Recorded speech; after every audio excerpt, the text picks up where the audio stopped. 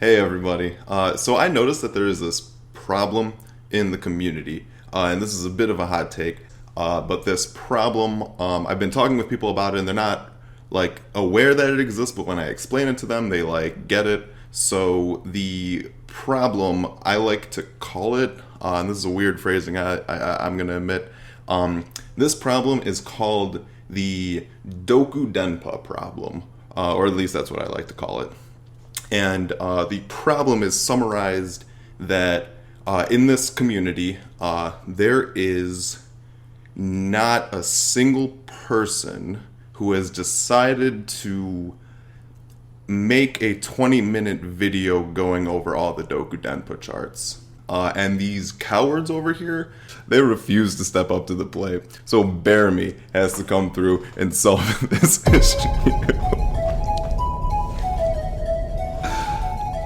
So today I am talking about Dokudenpa and its various step charts over the history of this game. This game being ITG, of course. Dokudenpa is most notable for that noise that you would get if you accidentally stopped on it during the song select menu. So this song came out, like, not on ITG, but like as a song in 2001 on DJ Sharpnell's SCX Sound of Extreme album. Great acronym, DJ Sharpnell. You really fucking slipped that one in there.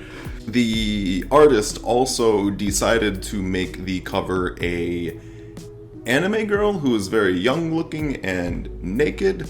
And I don't know why they did this, but I think that back in Japan in 2001 that counted as like punk rock. But if I owned the album, I'd probably like store it in between other albums, you know, because I don't want anyone thinking I'm a weirdo.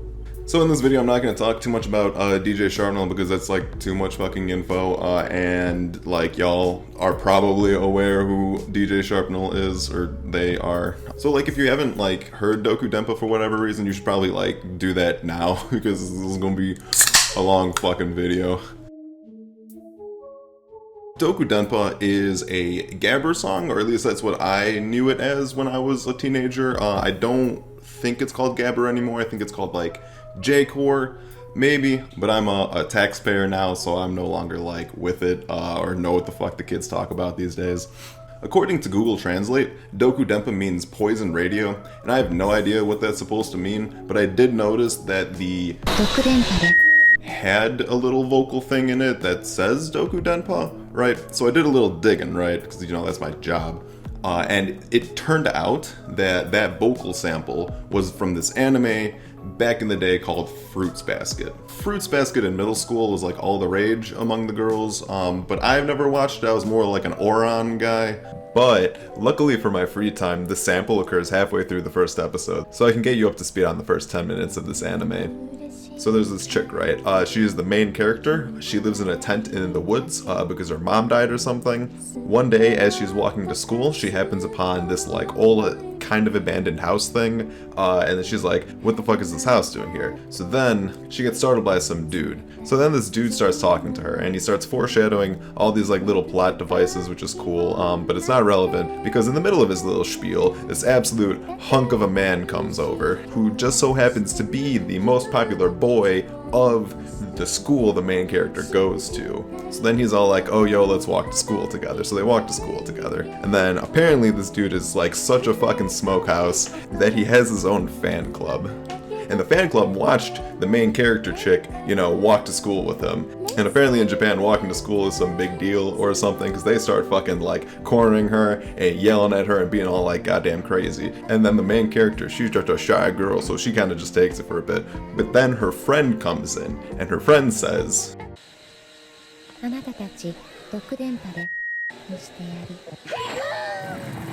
according to this Crunchyroll comment I found, apparently that line means, I'll use evil waves to make you bleep. And that didn't make much sense to me. I ended up looking up what the Denpa part of Dokudenpa meant, and apparently it comes from this Japanese serial killer called Kawamata Gunji, who stabbed a bunch of people in Japan, and during their court case, they said that the Denpas were talking to them. I don't know if the Fruits Basket was referencing the serial killer, or if the serial killer just associated Denpa with the voices that crazy people have in their heads. That whole investigation didn't make too much sense to me either, so that'll teach me to look into something again.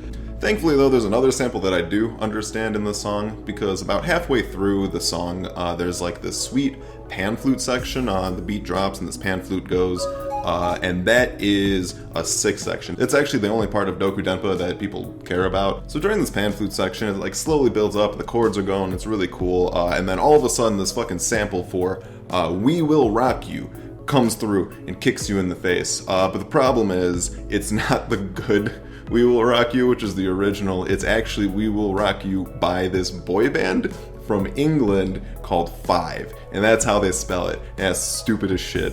If you're not like a child of the 90s, you probably don't know what a boy band is and the capacity that they were like at the time. I can't explain it. I think I should just show you a clip from the music video. Buddy, you're an old man, poor man, pleading with your eyes, gonna make you some peace someday. You got mud on your face, you big disgrace.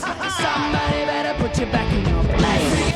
It's pretty bad, but you know, the sample only lasts like 10 seconds and doesn't come back, so thank God for that. But chords around it are consistent with We Will Rock You, so Dokudenpa is technically a We Will Rock You anime remix. Who knew? Enough about the song though, there's really not much more we can say about it. Let's start talking about the charts, which is the shit y'all care about. To lay the context ground for the first Dokudenpa chart that's relevant to ITG, we have to go back to October 11th, 2006, which is a very notable date for the dance game boomers, because it is when the R21 patch came out for In the Groove. I'm sure there's a lot of interesting lore behind this patch, mostly because of the lawsuits. The interesting thing is that this patch, for the first time in dance game history, allowed people to create custom songs with custom steps and put it on a USB and bring it to the arcade and play it, which back then was huge, and I really can't understate this because like this is the only reason ITG exists today. This also was around the time that people started to hack their machines. However, that was a luxury back then because you either had to convince the arcade owner to let you diddle around their machine as a teenager, or you had to buy a machine for yourself, which was also very difficult at the time. So although the hacking scene was more important to IGG Customs overall, the R21 patch was important for bridging the gap for 1 or 2 years while people were able to hack their machines. For most of the time ITG2 was around, players had the ability to bring custom charts for the existing songs, but not the custom songs, so basically no one had any charts lying around when this patch dropped. So the common thing that players ended up doing is they would take popular keyboard charts, particularly like difficult ones, and bring them over to the machine to see like if they could pass them.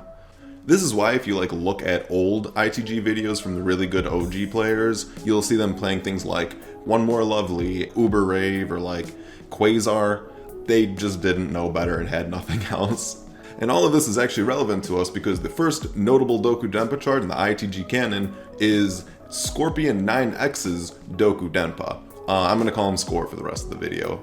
Score was one of the most prominent step artists in like the 2004-ish area, which is like when Stepmania was really getting its traction in the States. He's on the same tier of someone like a person or an Arc Owl or like a Bimani ruler, but if none of those names mean anything to you, there's this great post on FFR where Arc Owl outlines that Score is one of the most forward-thinking and I guess genre-defining artists of the game, and took the charting mentality towards genres that people typically wouldn't play in dance games. So he was one of the first people to do like DJ Sharpnel or Dragon Force or fucking Rhapsody. And his influence stretched into the ITG community. Typically he is known for 2 charts, Emerald Sword and Dokudenpa. So this Dokudenpa is notable because it was one of the first like 14s that existed in the game before we even knew what 14s and 15s would end up looking like. And it was pretty seminal because like it was a easier 14, right? Like I remember back when I was trying to like break into 14s because there weren't any 14s, like all of the sets would be like some shit, Dokudenpa, or some shit, Blue Army. By today's standards, the chart itself is pretty bland, actually. The beginning of the song is basically just these patterns repeating over and over. They're not super interesting. Every now and then they throw a crossover, but it's pretty much the same for the first minute. Eventually you get to the pan flute section, and in this part you get a little break. And then it slowly builds up into this monster 32 measure stream, which by today's standards is basically nothing, but back in the day, ITG officials only went up to like 16 measures at most, so the stream was basically a marathon back in the day. If you were good enough to actually get through the stream, you were greeted with the home stretch, and the home stretch is a very boring, very repetitive part where the notes just do this.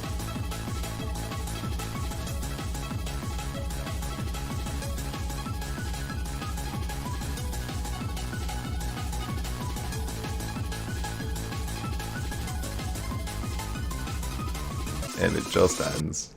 But you passed to 14, and if you passed to 14, that meant you were good. There's also two little fun facts about this chart, I guess. So this chart is written as a .dwi file, which, if you're not familiar with what that is, that's like trying to turn in an essay written in cave paintings. Like, DWIs are so old that you have to download them off of a website that looked like this. And the other fun fact about this chart is that Score's Emerald Sword was actually written in Notepad, right? And I couldn't find any documentation about Dokudenpa being written in Notepad, but they came out around the same time, so it was probably written in fucking Notepad.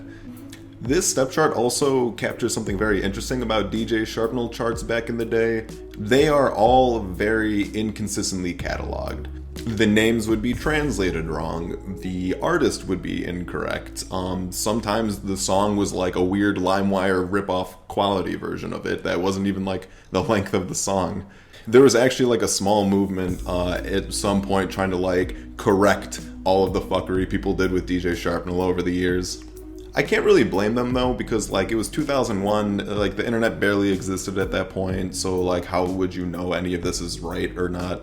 And Score's Dokudenpa has these same flaws. The Japanese characters in the banner aren't the same as they're written in the album, which I think matters, but I don't know Japanese, so I can't say if it matters or not. The artist was also misattributed to Sharpnel Sounds, which I think is the name of DJ Sharpnel's label, in addition to an artist that it sometimes uses for mixes. But this song is actually a DJ Sharpnel song proper. The most important thing to note though is that Score's cut ends on some random 16th note in the song.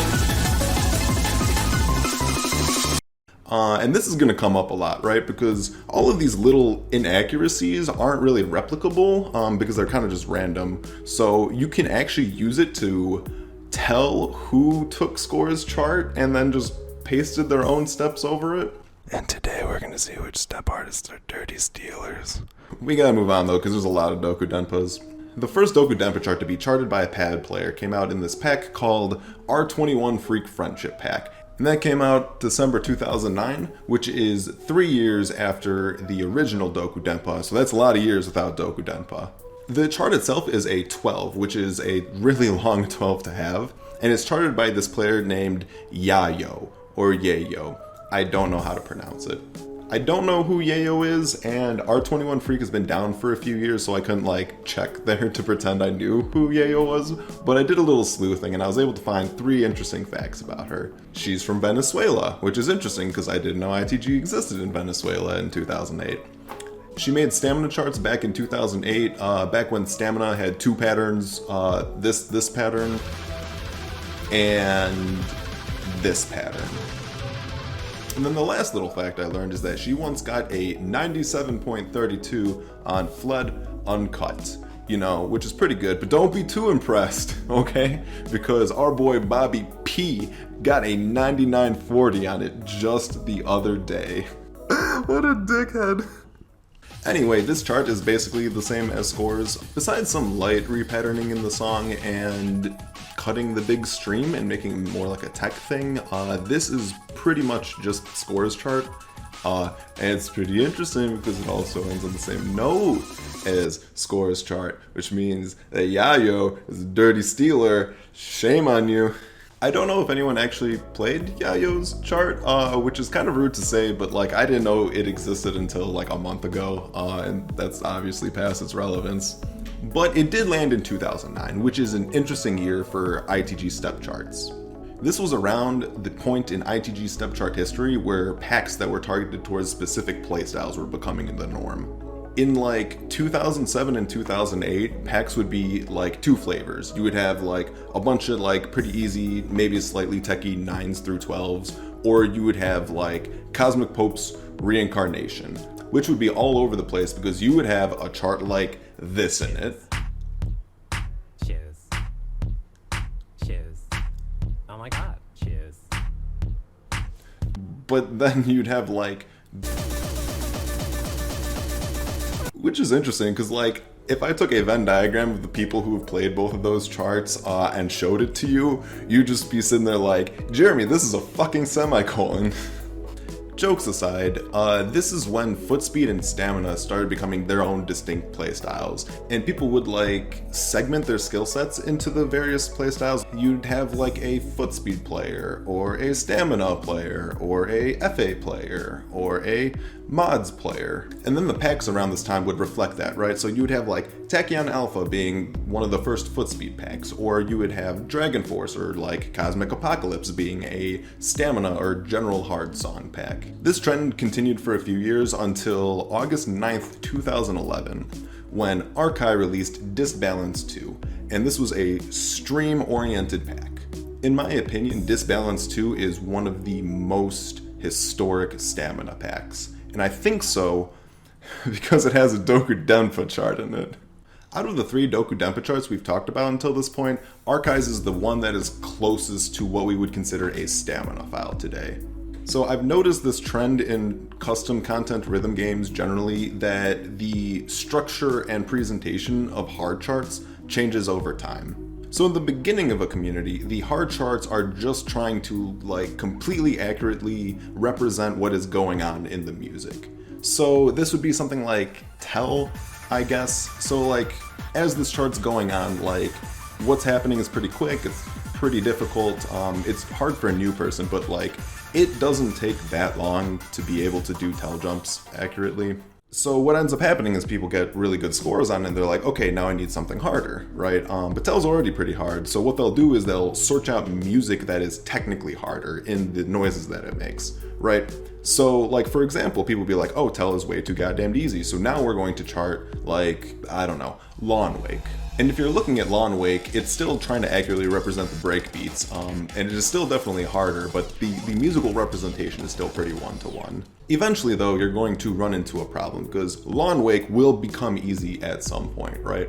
So if you're trying to have musical accuracy, the only thing you can do is get harder and faster songs. But whatever song you use to fill that gap will eventually become easy as well. So if you go through this process multiple times, what ends up happening is there are only like two genres that are fast enough and lengthy enough and difficult enough to provide a continually growing challenge for the player base. And of course, this happened to the ITG community.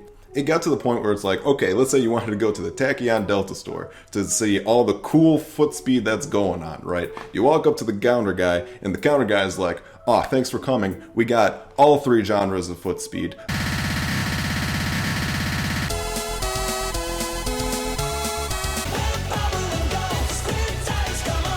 And if you didn't like those genres, basically you were fucked. Like, you couldn't improve because nothing would sound good to you.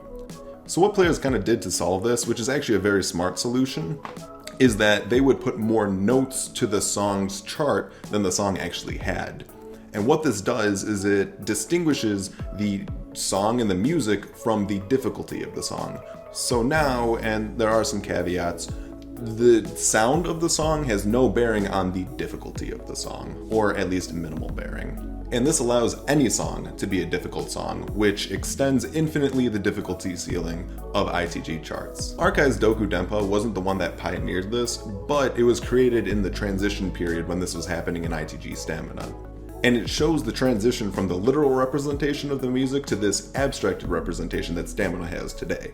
So the general abstraction that Arkai is probably going for here is that there should be more arrows as the song gets more height. And you can see this reflected in the chart because as the layers build up, the boxes get longer and longer, which means that the chart gets more difficult as the song gets more height. And this motif is reflected in the end because the end of the song is just one giant stream in Arkai's chart. And that part corresponds to the hypest and best part of the song. And don't you pretend like you would fucking play Dokudenpa if that part didn't exist. Patterning's a bit dated, but generally I like this chart. But there is one main flaw of this chart. He copied it from Score's chart. Man, I used to respect you, Arkai.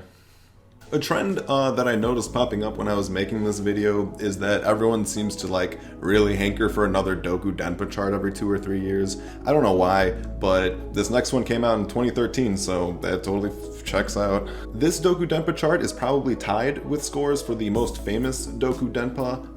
Y'all already know what it is. You know it. You love it. It is Dokudenpa from University of Arizona's favorites. I found this chart when I was researching this video and I just wanted to give it a shout out. I couldn't find any info about it besides that it's made by someone named JDDD Extreme. But you can kind of tell that they're pretty new to step charting. It's a 4-minute long 11. My guess is that it came from like a university club and like the player's retired now or it has a different name because I couldn't find anything. This is pretty much just conjecture, but I thought it would be interesting to mention.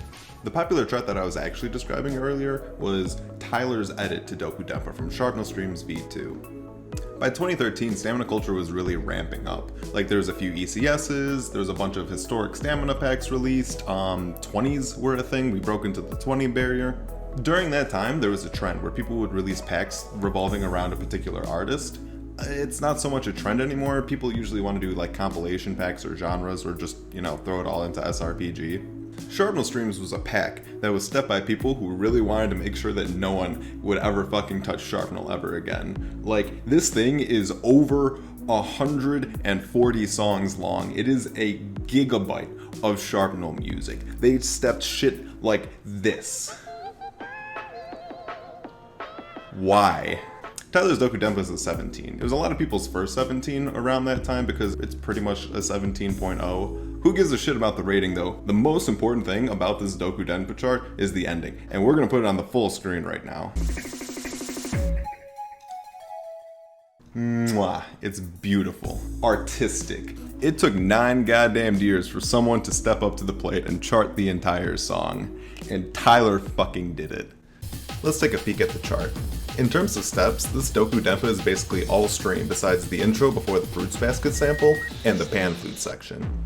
The first build up before the Pan Flute section is just a stream, and then after the Pan Flute section, it is a stream until the song ends, and that ending is a huge 100 plus measure stream. This chart is basically as hard as Dokudenpa can get with 16th notes that are still somewhat represented by the music. When someone makes a chart to a song that is structured like this Dokudenpa chart, it kind of represents the end of the song being charted, because you're already putting stream in pretty much everywhere you could put stream. The intro could be streamed, but like it would still be a 17, right? So you're not really changing the experience of Dokudenpa too much. Usually at this point you can't do too much with the chart. You can do some like small things, like you might be able to cut down the song so it's a different length. You might be able to maybe repattern the steps in it to have a different step rhetoric going on. You might be able to like shift some breaks around a little bit too, but at this point it's pretty much done. And all of those things ended up happening with this Dokudenpa chart. So for example, Sharpnel Shorts had a shortcut of Dokudenpa that was basically just the ending stream. Sharpnel Streams V3 had a restepping by Tyler, where the breakdown and everything was the same, but they changed around some patterns. And then Zaya completely recharted Dokudenpa in 2014 with his rebuild of Sharpnel Pack, where he recut the song to be the length of Scores, but he actually did give it a proper ending. Which is good, because otherwise I would have had to flame him for it. While there is totally different consideration in Zaya's chart than Tyler's chart, the experience is still Dokudenpa. Like, you are basically playing the same charts. It's not as much of a creative gap as like Scores to Arkai's was. And personally, what I think this represents is that Dokudenpa from a charting perspective has been solved by the current meta. And I think the community subconsciously agrees with me, because besides Zaya's recharting of his own chart in 2017, there hasn't been another Dokudenpa. And that's like 7 years. So like, Dokudenpa is pretty much dead at this point. But does that mean there is nothing you can do with Dokudenpa at this point? No. You can definitely do more things with Dokudenpa. In the last 2 years, there has been a few techniques that stamina step artists have been employing to give new life to old stamina charts and stamina music. The skill base of stamina players has been absolutely ridiculous in these past few years. There are some players that can do 260 BPM streams for minutes at a time. And this huge skill increase has allowed stamina step artists to raise the quantization of old stamina music to be like maybe from a 16th note to a 24th note, which makes it 1.5 times faster and creates new life in the song. Arkai's Pendulum Act 3 is a recent pack that does this. It is basically just the Pendulum Act 1 and 2 packs, but various sections have like those weird teal 20th streams or maybe like a 24th stream, which breathes new life into the drum and bass genre, because that shit gets irrelevant when you hit 19s. Another thing stamina step artists will do is either speed up or slow down the song to reach whatever BPM they want it to reach. They call this like for business or for pleasure. I'm not going to get too much into that because honestly, I think that the next time a Dokudenpa chart will come around is the 24th version. It'll just be Tyler's chart as 24ths. And the reason I think this is because I think Dokudenpa would sound shitty sped up. And if any of you talented and attractive step people want to make a 24th chart for Dokudenpa and make me look real fucking smart for calling it, I'll link it down in the description. One hand washes the other, baby. Well, that's all I have to say about Dokudenpa. I actually don't know if anyone can say more about Dokudenpa. Truth be told, this video actually started as a joke. But as I was researching Dokudenpa charts, it became kind of clear that because Dokudenpa was so old and has been recharted so many times, and it's a quicker song, that you can kind of use Dokudenpa charts to trace a relative history of the ITG stamina meta.